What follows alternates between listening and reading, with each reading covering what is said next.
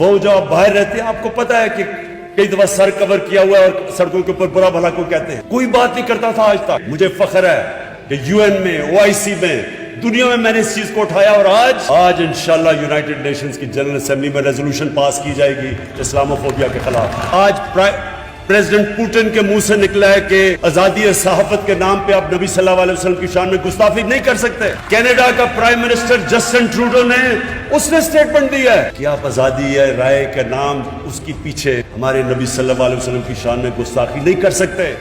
میرے یہاں نوجوان جب بھی کوئی نبی کی شان میں گستاخی کرتے تھے سڑکوں پہ نکلاتے تھے توڑ پھوڑ کرتے تھے لیکن کوئی فرق نہیں پڑتا تھا. تو میں ان کو تب کہتا تھا نوجوانوں میں یہ کیس لڑوں گا اور انٹرنیشنلی میں کیس لڑوں گا.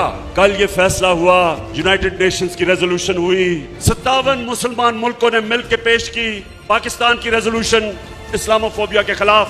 صبح سے ساری مسلمان دنیا سے مجھے مبارکیں مل رہی ہیں. اسلاموفوبیا کا نقصان سب سے زیادہ جو مسلمان مغربی ممالک میں تھے ان کو ہوتا تھا.